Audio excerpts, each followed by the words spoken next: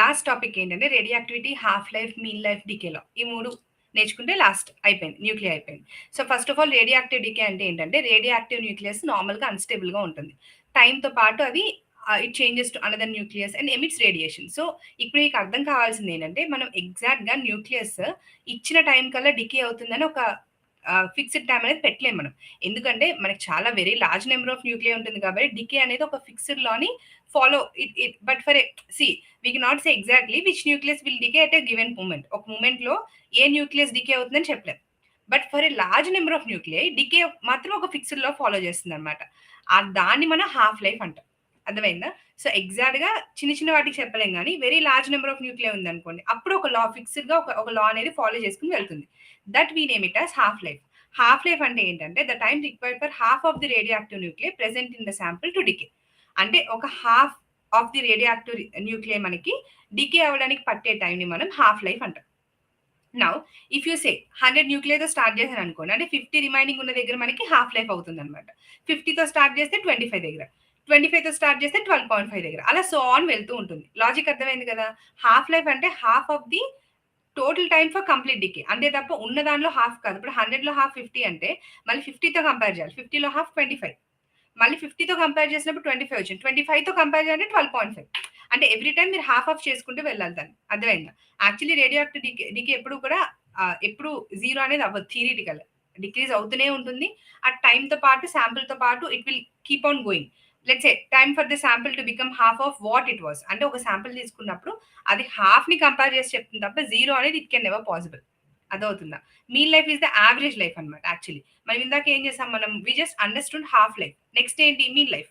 Mean life అంటే meaning ఏంటి? Half average life of the radio active. Half అనేది normal comparison. Mean life is the average life of radio active nuclear మొత్తానికి.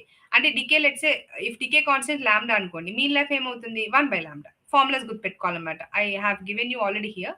నేను చెప్తున్నాను నేను. So decay constant lambda. Mean life ఏమవుతుంది? 1 by lambda. Half life and mean life ఎలా connect అవుతుంది? T half equal to natural log 2 by lambda. ఇది formula మీకు. Natural log 2 value గుర్తుపెట్టుకోండి. 0.693 ఎగ్జామ్‌లో ఎప్పుడు ఇవ్వడు మీకు. సో ఇదే నేను చెప్తున్నా ఇక్కడ. So half life equal to 0.693 by lambda. అంటే న్యాచురల్ లాగ్ ప్లేస్ 0.693 అని గుర్తుపెట్టేసుకోండి బెస్ట్. న్యాచురల్ లాగ్ కూడా ఎందుకు చెప్పా అంటే మీకు ఫార్ములా తెలియాలి కాబట్టి న్యాచురల్ లాగ్ కూడా చెప్పాను నేను. అర్థమైందా? So mean life 1 by lambda equal to T half by 0.693 అని కూడా రాయొచ్చు మీరు. సో ఇలా ఇంటర్చేంజ్ చేసుకుని రాయండి. బికాజ్ ఎగ్జామ్‌లో ఏదన్నా అడగొచ్చు. ఒకటి గుర్తుపెట్టుకుంటే మీరు కన్‌ఫ్యూజ్ అవుతారు. నెక్స్ట్ ఏంటి రేడియో యాక్టివ్ డికేలో. ఇక్కడ ఏం చెప్తుందంటే ఇఫ్ ఎన్ నాట్ ఇనీషియల్‌గా ఉన్న న్యూక్లియర్ ఎన్ నాట్ అనుకోండి. టీ టైం తర్వాత ఎన్ న్యూక్లియర్ అయింది అనుకోండి. అంటే ఇప్పుడు మనకి ఎన్ వాల్యూ ఏంటి? ఆఫ్టర్ టైం టీ దగ్గర అయింది. N not is the initial nuclear. So formula ఏంటి? E power minus lambda T. Formula ఏంటి? N equal to N not into e power minus lambda T. అర్థమైందా? This is the formula. E power minus lambda T. N is the nuclear remain after time tea.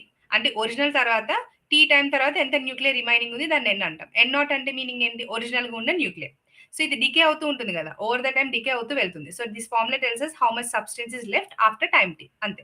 So values అప్పుడు ఇచ్చిన values ని compare చేయాలి.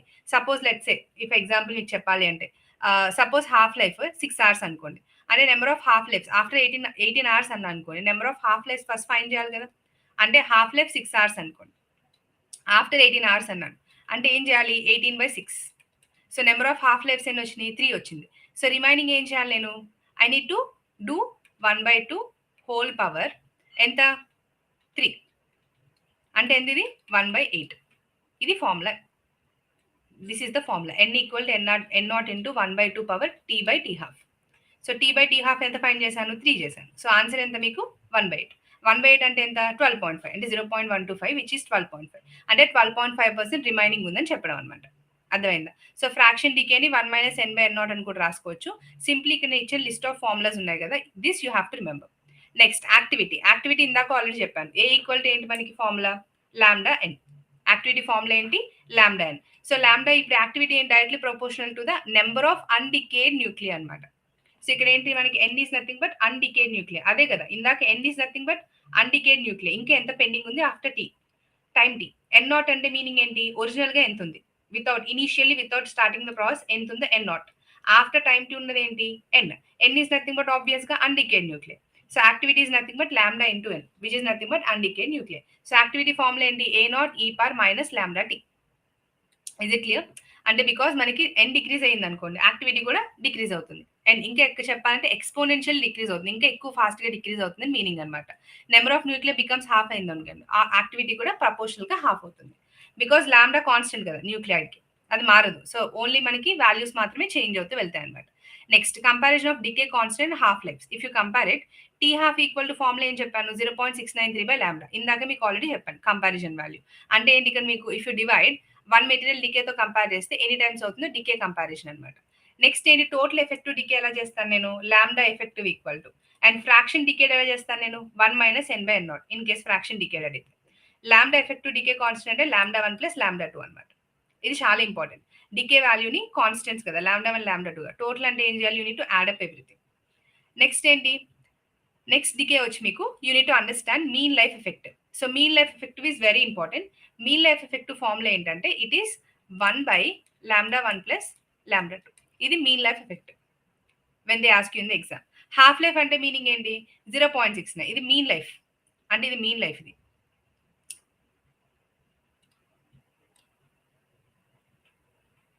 Half life ఏమవుతుంది ఇప్పుడు? 0.693 by lambda 1 plus lambda 2 అవుతుంది.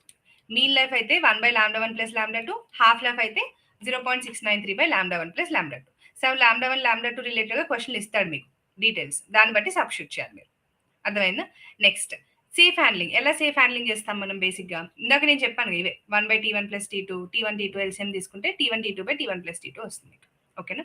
Just formulas తో మీరు క్వశ్చన్స్ డైరెక్ట్ గా చేసేయండి, you will understand. N half life తర్వాత ఏముంటుంది? 1/2 హోల్ పవర్ ఎన్ ఉంటుంది, అంటే time equal to N into T half. Just proportions ఇచ్చినవి జస్ట్ గో త్రూ అయిపోండి, సరిపోతుంది మీకు. ఇప్పుడు నేను నెక్స్ట్ ఇప్పుడు మీకు క్వశ్చన్ లో మెయిన్ థింగ్స్ ఎక్కడ వస్తాయని, decay in moving particles. Sometimes radioactive particles usually move అవుతాయి కదా. ఇప్పుడు మనకి ఎలా అడుగుతాడు ఎగ్జామ్ లో? Fraction decay before travelling a certain distance అని, ఒక సర్టన్ డిస్టెన్స్ కి వెళ్ళే కన్నా ముందు ఎంత ఫ్రాక్షన్ డికే అయింది. ఆబ్వియస్ గా మూమెంట్ లో ఉన్న ప్రతిదానికి కైనెటిక్ ఎనర్జీ ఉంటుంది. కైనెటిక్ ఎనర్జీ ఫార్ములా ఏంటి? Half MV square. సో అప్పుడు ఫార్ములా ఏమవుతుంది మీకు? వి ఈక్వల్ టు, ఇక నేను ఫార్ములా రాస్తాను, ఇక్కడ ఫార్ములా లేదా, I write formula here. So kinetic energy formula ఏంటి? We know half M V square. అంటే వి ఈక్వల్ టు ఏం రాయొచ్చు? √2 కైనెటిక్ ఎనర్జీ బై మాస్. ఇదే కదా. Now listen to me very carefully. ఇక్కడ మనకి √, ఓకేనా? నౌ ఇక్కడ మనకి వన్ స్పీడ్ తెలిసింది అనుకోండి, speed equal distance by time, time equal distance by speed, ఇవన్నీ తెలుసు కదా మీకు, మళ్ళీ నేను చెప్పక్కర్లే. ఇప్పుడు స్పీడ్ తెలిసింది అనుకోండి, రిమైనింగ్ ఫ్రాక్షన్ ఏంటి ఫార్ములా? రిమైనింగ్ ఫ్రాక్షన్ ఫార్ములా ఏంటి? Half T1 half 1 second. Remaining fraction is equal to half power, ఇందాక రాశాను కదా, T బై T హాఫ్, ఇందాక డివైడ్ చేసి 1/8 చూపించాను కదా. సో డికే పర్సెంటేజ్ అంటే ఏంటి? 1 minus remaining percentage, remaining fraction into 100, అంతే decay percentage. So how do you get decay percentage? ఇక్కడ decay percentage equal to 1 minus remaining fraction ఎంత? Half power T by T half, ఇది ఎంతైతే value వస్తుందో into ఏం చేయాలి మీరు? 100 చేయాలి. ఇది చేస్తే మీకు ఏమొస్తుంది? మీకు డికే పర్సెంటేజ్ వస్తుంది. అంటే ఫస్ట్ మీరు energy convert energy into joules, ఇందాక చెప్పాను కదా, ఆ జౌల్స్ ని మళ్ళీ మీరు సబ్స్టిట్యూట్ చేయాలి. ఇందాక ఆల్రెడీ చెప్పాను మీకు నేను, సిమిలర్ ప్రాసెస్ లో కన్వర్ట్ చేసుకుని చేయాలి మీరు. Is it clear? నౌ ఇప్పుడు మీకు డైరెక్ట్గా ఇలాంటి క్వశ్చన్స్ ఎలా వస్తాయంటే half life meaning, half life application, ఇవే వస్తాయి మీకు ఎగ్జామ్లో. సో ఫైనల్గా మీకు అర్థం కావాల్సింది ఏంటంటే how do apply the formulas, దీని మీనింగ్ అర్థం కావాలి. సో హాఫ్ లైఫ్ అంటే ఏంటి? హాఫ్ న్యూక్లియర్ డికే అవడానికి time. Mean life formula 1 by lambda. T half formula ఏంటి? 0.693 బై లాంబ్డా. ఎన్ అంటే ఏంటి? Undecayed nuclear. N not is the original initial process అప్పుడు e power minus lambda T. N equal to half తో ఏంటి? N not 1/2 whole power N. Whole power N అంటే ఇక్కడ ఏంటి మనకి? ఇందాక నేను చెప్పాను కదా, హోల్ పవర్ ఎన్ అంటే ఏంటి? టీ బై టీ హాఫ్ చేస్తే మీకు ఎన్ వాల్యూ వస్తుంది. If you substitute it will get the answers. అర్థమైందా? సో ఇక్కడ మీరు ఎక్కువ టైం వేస్ట్ చేయకండి, బికాస్ క్వశ్చన్లు వస్తాయి. డైరెక్ట్ గా ఫార్ములాస్ తో క్వశ్చన్స్ వరకు చూసుకోండి, ఎక్కువ మీరు టైం వేస్ట్ చేసుకోకండి, చాలా ఉన్నాయి మీకు చేసేవి. So let the formula be understood and questions proper complete చేసామా, క్లోజ్ అయిపోయింది అంతే. ఈ చాప్టర్ అంతవరకే ప్రయారిటీ ఇవ్వండి.